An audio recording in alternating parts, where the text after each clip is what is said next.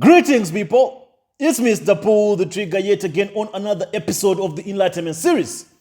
So, on this chapter, I'm going to be asking the ordinary president some questions. I'm just going to be appealing to his conscience. And definitely, we need answers from the ordinary president. I know I once called him out before, and I'm going to call him out again.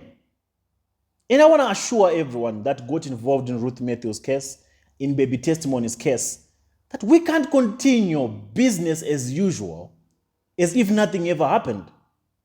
The Brekete family cannot continue business as usual as if nothing ever happened.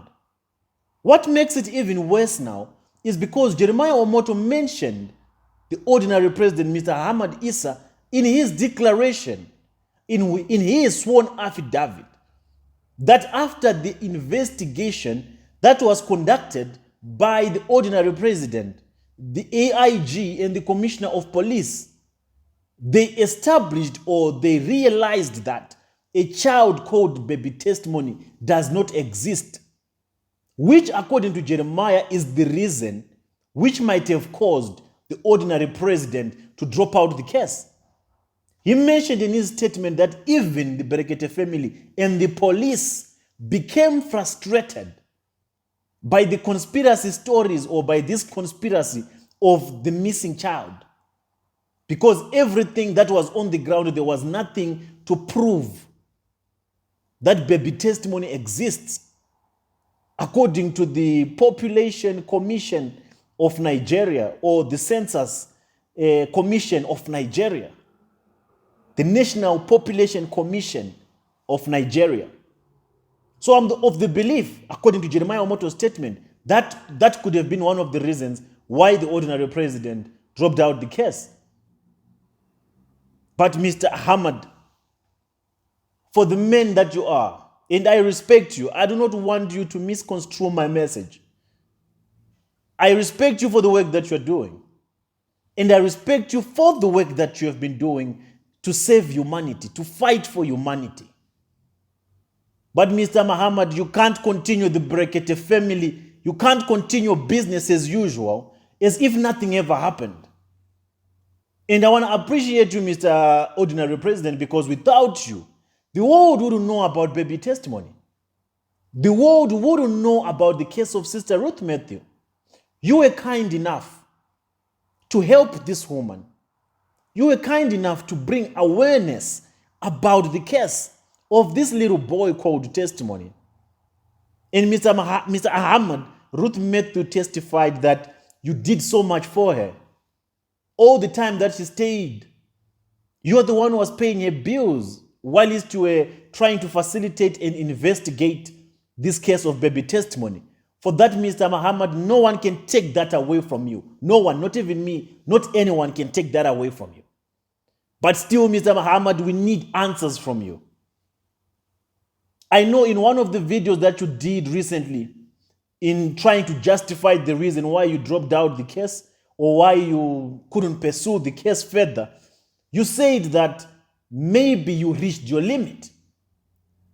You tried to justify yourself by saying, if I start something and then I reach my limit, why can't others take over or carry on from where I have left without blaming you?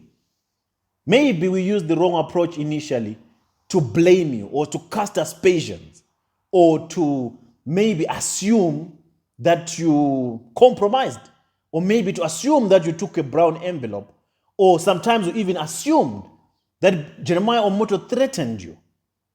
But then this time around, we are not using that approach anymore. We're just asking one simple thing, Mr. Ordinary President, and I believe the public needs to know. And I believe everyone needs to know, and we want to hear this from you. Why did you drop the case of Ruth Matthew? Why did you drop the case of Baby Testimony? You could have dropped Ruth Matthew because of her inconsistency, because of the different narration of her story. I understand that. So many other bloggers in Nigeria dropped Ruth Matthew because of that issue of her not being able to speak maybe one line of a story or one line of a statement But personally, I understand a woman who lost a child. She can give 10 different versions of one story. Because we do not know, I'm not trying to justify Ruth Matthew, but we do not know what this woman has been going through or what this woman is going through. But regardless of any statement she might have given, it does not take away the fact, the main fact, that baby testimony was abducted at Mercy City. The mother might be wrong in her statements. The mother might have been confused by now. The mother might have lost her sanity. The mother is no longer one person. She's broken. She's divided. She does not know who she is right now. She's just been holding on. She's just been trying to be strong for the other children. But the pain of losing a child, I don't think is bearable. And when I say losing a child, I'm not saying a child passed away. I'm saying a child just disappeared, vanished, just like that. As a mother, I'm trying to imagine. I've never had anyone in my family disappear. Of course, I've lost family members. And I can't deal with it even up to now. It still haunts me and I still blame God for so many things. Why did they pass away? What wrong did they do? Lord, why not me? Why take them? Everybody feels like that who loses their loved ones. But at the end of the day, we try to justify it, to make peace with it. That, okay, it was God's time. But in the case of baby testimony, we can't say it was God's time. It can never be God's time. Baby testimony did not pass away. He was abducted. And he is still missing. So what do you expect from a mother of the child? The mother who has no clue, no idea whatsoever what her child is eating, where her child is sleeping, or what they could be doing to her child. If she's still alive, if she's wandering in the streets, if she's being used for occultic rituals, because it's possible, anything is possible in Nigeria. How do you think that mother can behave or react? What truth or what consistency are you expecting from a mother of this nature? She might have been inconsistent in anything, but the main issue is the child was abducted at Mercy City. Why didn't you center just on that fact, on that premise? Or maybe you did an investigation, which is the reason why I'm calling you out. Because Omoto for Fame said in his statement, in his sworn affidavit, that after your investigation, Mr. Ordinary President, together in collaboration with the AIG, you realize that baby testimony does not exist. But we have proven it that baby testimony exists. So the answers that I'm expecting from you, Mr. Muhammad, the justification or the explanation that we are expecting from you is maybe to tell us in your investigation, what did you come across that made you drop down baby testimony? That made you drop down your little brother. Baby testimony is your little brother. That made you forget, turn your back and move on and continue the Brekete family with a clear conscience. What we deserve to know, what we demand to know is what did you come across in your investigation? We have been calling out the Commissioner of Police to tell us what they found out in their investigation, which justifies their reason for prosecuting this woman. And in the court papers, there is no single document or any investigation report that discloses the evidence that the Commissioner of Police got from the investigation, which is sufficient or substantial to prosecute this woman. In the court papers, all we have are statements from Jeremiah Omoto's people, from witnesses like Emmanuel Marcus, like Juliet. The very same people who stand to be accused are constituting the part of the evidence that the court is using to destroy this woman, to falsely accuse this woman. She's the complainant. She's supposed to be the plaintiff. But she is now becoming the defendant. The Commissioner of Police has concluded already, without an investigation report, that Ruth Matthew lied. And according to the proof of his evidence, it's just a pile of statements from the very same people we are accusing to be part of the abduction syndicate. Could the law system in Nigeria be this broken? Okay, forget about the commissioner of the police. Now I'm appealing to someone whom I believe to be decent. You, Mr. Ordinary President, you have a very good reputation to uphold. What did you find in your investigation? Maybe you can help us with the report. Or maybe right now you find yourself at crossroads that you might not be able to say one thing, for it might put your reputation in disrepute. But Mr. Ahmad Issa, this case, it has nothing to do with reputation. No one's reputation is above or beyond a missing child. That's why when we call Jeremiah Omoto concerning this matter, we do not see him, we do not address him as someone who bears a title, as someone who is called a god of Owomomo, a major prophet, the TB Joshua of Wari. To all of us, all that is nonsense. As long as he cannot account for the missing child, as long as he cannot explain to us, as long as he cannot give us a CCTV footage, which shows us what transpired, what happened, the events which unfolded on this particular day, then to us he is just a pulpit bandit. So to someone of your caliber, Mr. Muhammad, we just expect for you to just tell us, we are no longer concerned about you dropping down the case. We're no longer concerned about you re-engaging on the case. We understand you have your reasons, and you're allowed to. You're allowed to discontinue anything that you start. No one can hold you to it. But we are just asking, since you're the one who started the case, can you please, Mr. Muhammad, let the public know, let us know what we do not know. Maybe your report can help us connect dots, which we are still in search of. It doesn't matter, Mr. Muhammad, if you found in your report. We are not calling you out so that you can come and justify Ruth. No, we are not. Mr. Muhammad, in your report, if it incriminates Sister Ruth Matthew, bring it. That's all we are asking. If it incriminates Jeremiah Omoto, bring it. That's all we are asking from you.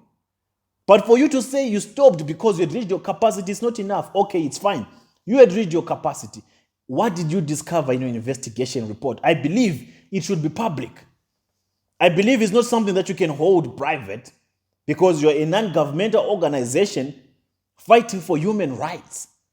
There's a human that is at stake right here. There are human rights that are at stake right here. A young boy is not known where he is, and you were made to know where he was abducted or disappeared. And I believe, and I know you tried your best to locate this innocent young man.